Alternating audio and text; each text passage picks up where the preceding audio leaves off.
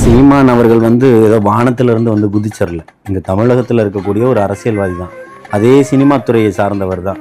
அவர் என்ன ஒரு 1000 படம் சூப்பர் டூப்பர் ஹிட்டு கொடுத்துட்டாரா நல்லாட்சி கொடுக்க வந்திருக்கிறதுக்கு? இவர் 69 படம் நடிச்சிருக்கிறாருன்னா தமிழக மக்களுக்கு தெரியும் எவ்வளோ பெரிய ஹிட்டு கொடுத்துருக்கிறாருன்னு.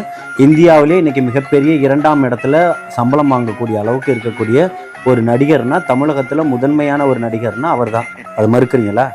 அப்போது இந்த புரிதலே இல்லாத ஒரு அறிவுகட்ட ஒரு ஜென்மத்துக்கு நீங்க பதில் கேட்குறீங்கன்னா நான் என்ன பதில் கொடுப்பேன்? அரசியல் கட்சி ஆரம்பிக்க போறோன்னா தம்பியும் நானும் தான் கூட்டு சேர்ந்து ஆரம்பிப்போம். ஏன்னா தம்பி தமிழ்நாட்டில் இருக்கக்கூடிய எல்லாருக்கும் மாற்றா தம்பியால தான் முடியும்னு சொல்லி வரவேற்றவர் அவர். ஞாபகம் இருக்குங்களா? அப்போ இப்போ அவரை மாற்றி பேச வைக்கிறது எது? இல்ல அது பெரிய, அதான் நான் பலமுறை பதிவு செஞ்சிருக்கேன். அவரு சரியான பைத்தியம் இல்ல, சரியாகாத பைத்தியம். அவர் மிகப்பெரிய மனநல பாதிக்கப்பட்டிருக்கக்கூடியவர். அவருக்கெல்லாம் நீங்க பதிவு கேட்டா ஒவ்வொரு மைக்குக்கும் ஒவ்வொரு மாற்றத்தை சொல்லுவார். நீங்க இன்னொரு கட்சிக்கு அட்வைஸ் பண்ணக்கூடிய அளவுக்கு நீங்க ஒன்றும் பெரிய வளர்ந்துடல. உங்களை மக்கள் ஏத்துக்கல. நீங்க கடந்த முறை 8.4% 7% வாக்குவாங்கன்னு சொன்னீங்க. இந்த பக்கம் இந்த முறை 4% குறைஞ்சிருச்சு. புரியுதுங்களா? உங்களுடைய வாக்கு வங்கிகளையே உங்களால் தக்க வச்சுக்க முடியல. உங்களையே மக்கள் நிராகரிச்சிருக்கிறாங்க.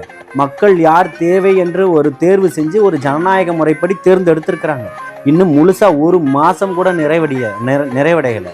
அப்போ இந்த திட்டம் என்ன இருக்கு, அந்த திட்டம் என்ன இருக்கு, இந்த வாடகை வாயை இத்தனை வருஷம் என்ன பண்ணிட்டு இருந்தீங்கன்னு கேட்குறேன். கேள்வி கேட்டிருக்கணும்ல. சசிகலா வீட்டில் போய் நான் பஞ்சாயத்து பண்ணி சேர்த்து வச்சிடவான்னு தெரிஞ்ச சீமானுக்கு அப்போ நடந்த பிரச்சனைகளை ஏன் பேசுறதுக்கு தெரியலன்னு கேட்க.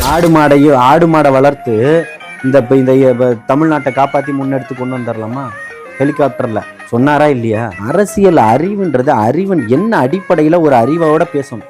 கேட்கறதுக்கு பேசுறதுக்கு கேட்கறதுக்கு எல்லாம் நல்லா இருக்கும். அதையெல்லாம் செயல்முறையாக பயன்படுத்த முடியாது. அப்போ ஓட்டு போட்ட மக்கள் என்னன்னு சொல்றீங்க? உங்களுக்கு 4% ஓட்டு போட்டிருக்காங்களே, அந்த மக்கள் என்னன்னு சொல்ல வரீங்க? இதெல்லாம் சொல்றதுக்கு உங்களுக்கு கொஞ்சம் கூட கூச்ச நாச்சமே இருக்காதுன்னு எனக்கு தெரியும். வெக்கம், மானம், சூடு, சொரணை எல்லாம் கெட்ட ஒரு அரசியல்வாதி யாருன்னா அது நீங்க தான்ன்றது எனக்கு தெரியும்.